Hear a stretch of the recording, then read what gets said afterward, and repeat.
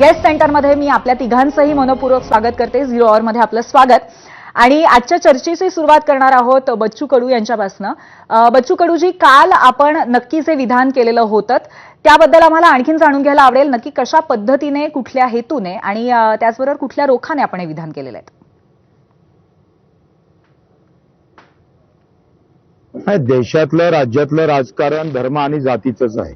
तुम्ही एक सांगा, भाजपनं जर प्रभू रामचंद्राचा अयोध्येच्या मंदिराचा जर मुद्दा काढला नसता तर 2ची भाजपची खासदाराची संख्या ही आज सत्तेपर्यंत पोहोचली नसती. त्याचं मागचं धार्मिक कारणच आहे. काँग्रेस एका इकडे मुस्लिम आणि दलित त्यांचं संरक्षण म्हणून वागतं, दुसरीकडे हिंदुत्वाचा मुद्दा घेऊन समोर येतं. दुसरं आपण पाहतो, पूज्य बाबासाहेब आंबेडकर 2दाच लोकसभेमध्ये पडले.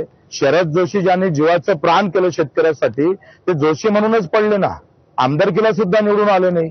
आणि सगळ्या ह्याच्यात जर आपण पाहिलं तर कुठलाही पक्ष त्या जाती, त्या मतदारसंघात कोणाची जात जास्त आहे त्याच्यावरूनच आपण पाहतो तिकीट दिलं जातं. शेतकरी किती आहे याच्यावर थोडं तिकीट दिलं जातं. शेतकऱ्याच्या मुद्द्यासंदर्भात थोडं राजकारण होतंय. मला आनंद आहे का प्रत्येक पक्षानं शेतकऱ्याचा मुद्दा घेतला पाहिजे, मजुराच्या मुद्द्यावर ते राजकारण झालं पाहिजे. तेव्हा आता आम्ही पाहतोय सोयाबीनला 34 रुपये भाव आहे.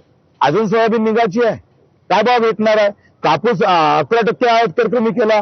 अनेक अमेरिकेतल्या कापसाला आम्ही 17,000 रुपये क्विंटलचे भाव देतोय आणि देशातले शेतकरी कापूस उत्पादकाला 6,000 भेटत नाही. हे कायचं कारण आहे? तर तो शेतकरी सगळ्या जातीत आहे हे त्याची चूक आहे का? तो शेतकरी सगळ्या धर्मात आहे हे त्याची चूक आहे का? तो शेतकरी सगळ्या पक्षाचे झेंडे उचलतं हे त्याची चूक आहे का? पण याचा अर्थ शेतकरी आंदोलन करून काहीच मिळणार नाही असंही आपल्याला म्हणायचंय का? तुम्ही नाही, आंदोलन करून म्हणजे त्याच्या संख्येनं तो शेतकरी देखा, पुऱ्या देशामध्ये शेतकऱ्याची संख्या जास्त आहे ना, पण आज 6.5 लाख शेतकरी मेले. कुठे दंगल झाली दिसते तुम्हाला? शेतकरी म्हणून मेला तो त्याला कुत्रा मांजरा एवढी किंमत नाही आहे. पण जाती धर्माच्या नावानं मेले का आगची आग लागतोय, गावच्या गाव पेटतात. आम्ही पाहिलं आहे. तुम्ही बरं, आज आता इतकी आंदोलनं सुरू आहेत महाराष्ट्रामध्ये, महाराष्ट्राचं वर्णन सध्या कसं कराल?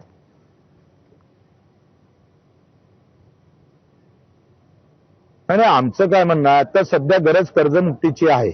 कारण मागच्या 3 वर्षापासून ना त्याला तुरीचे भाव भेटले, ना सोयाबीनचे, ना कापसाचे. लुटलंय आम्हाला सरकारनं.